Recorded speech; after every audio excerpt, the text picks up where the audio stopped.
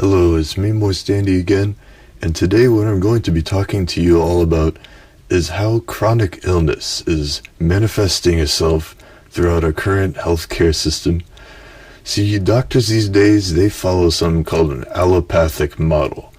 Right now, what this means is they try and treat the symptoms and not the cause of the disease. They could care less about what is making all these people ill. They just want to be legally covered to prescribe medication, treatment, surgery, and all these things. And they might not even fix the cause of the disease. They just try to alleviate the symptoms, right?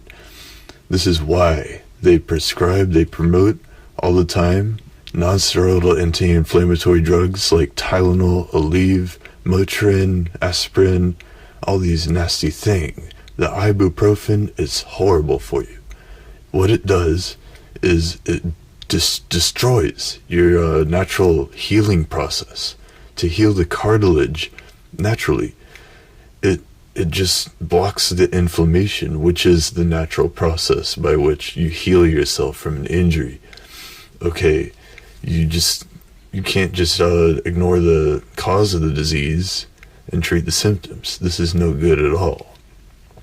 Now, I've been in the hospitals just doing little x-rays, I'm not a doctor or anything, but I've made some major, groundbreaking observations in the short 6 or 8 months that I've been doing this. So, I got some notes here. I've been training to be a radiography technologist for about 8 months. During this time, I was gaining valuable experiences while working full days at several hospitals. The main reason I wanted to try learning how to take x-rays on people is because it gives me a great deal of insight into the healthcare shortfalls which Americans are facing. When I see people from all walks of life, I take their x-rays and I take a brief history and I acknowledge their symptoms. And I figure out the reason for the exam, This is important. This succinct conversation with each patient gives me the opportunity to get a general survey to the extent which chronic disease and all these conditions are just destroying so many of our lives. And a slow, miserable way to die from typically preventable stuff is just no good. Next page.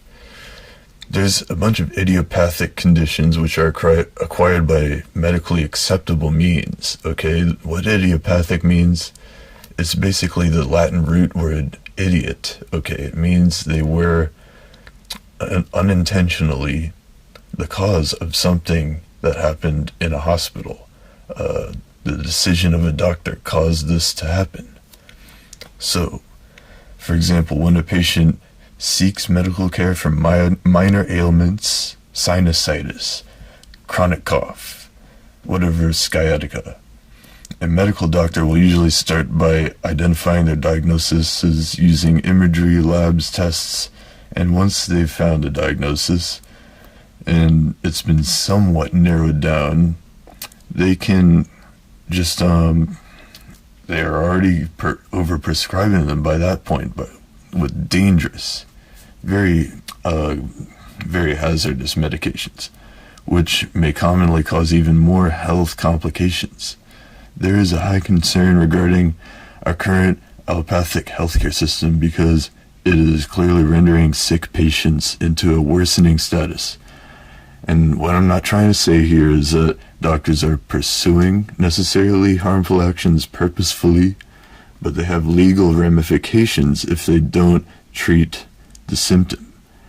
There's very strict restrictions and regulations in the system that's really hindering the way we treat people. And it's just guiding them to have treatments that are prescribed to them, which are overly aggressive. And they don't even fix the cause of the symptoms, the cause of the disease. They just try to alleviate the symptoms. So, I wish to all the physicians, if any of you are watching this, I don't care if you are or not, but I wish that all these physicians in America could just try and educate themselves about alternate therapies and herbalism. You see, I'm an herbalist. You can see the videos I've made recently, all about how to make your own nice potion. Get your cause of your disease fixed early on, and to just avoid all those nasty toxic chemicals. You don't need all that. Now, how does the autonomic nervous activity cause inflammation? A whole different subject, but it's somewhat related. You see, we got this in our central nervous system. We have autonomic, and that regulates the sympathetic, parasympathetic, fight or flight response, or rest and digest. Two very simple states that this autonomic nervous activity could be. Now, what causes the autonomic nervous system to go crazy?